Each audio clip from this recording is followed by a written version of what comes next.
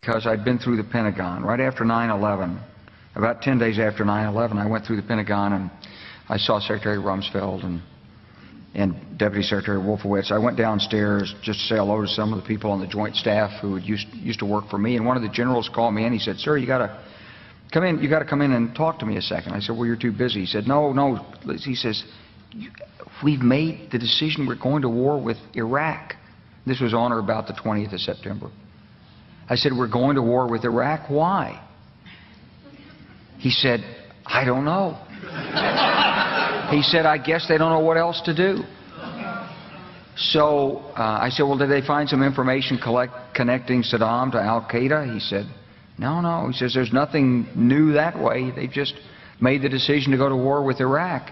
He said, "I guess it's like we don't know what to do about terrorists, but we've got a good military and we can take down governments." And he said, "I guess if the only tool you have is a hammer, every problem has to look like a nail."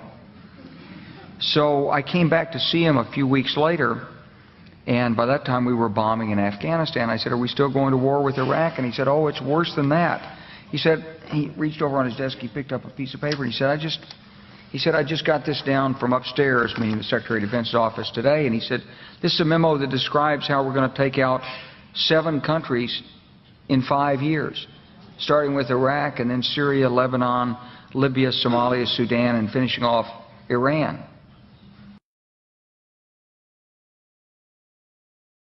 This is a memo that describes how we're going to take out 7 countries in 5 years, starting with Iraq. My fellow citizens, at this hour, American and coalition forces are in the early stages of military operations to disarm Iraq, to free its people, and to defend the world from grave danger. And then Syria. We had a chance to talk about a wide range of international issues, including the situation in Syria.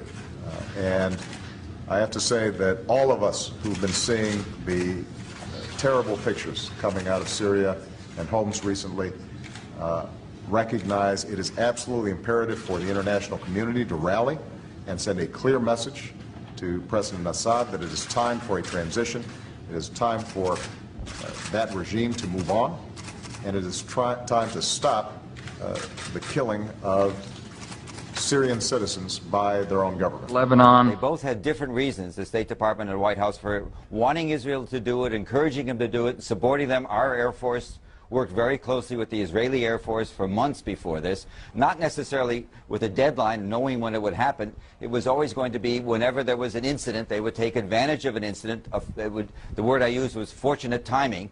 When Hezbollah grabbed some of the Israeli soldiers in early July, that was then a pretext, I think that's the only word, for a major offensive that had been in the works a long time. Libya. Today we can definitively say that the Gaddafi regime has come to an end. The last major regime strongholds have fallen. The new government is consolidating the control over the country, and one of the world's longest-serving dictators is no more. Somalia. Well, violence isn't only on the rise in Afghanistan.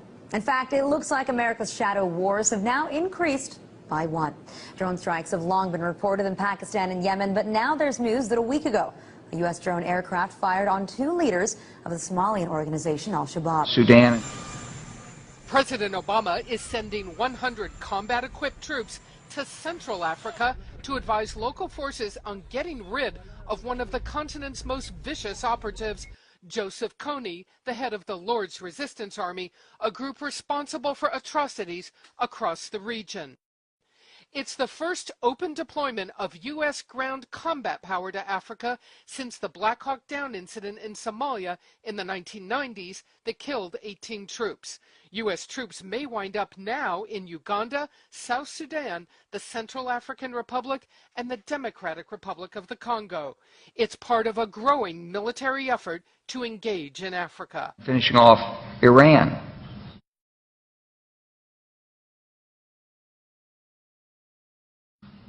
I said, "Is it classified?" He said, "Yes, sir." I said, "Well, don't show it to me." And I saw him a year or so ago, and I said, "You remember that?" He said, "Sir, I didn't show you that memo. I didn't show it to you." I'm sorry, what did you say his name was? I'm not going to give you his name. So go through the countries again. Well, starting with Iraq, then Syria and Lebanon, then Libya, then Somalia and Sudan, and then back to Iran.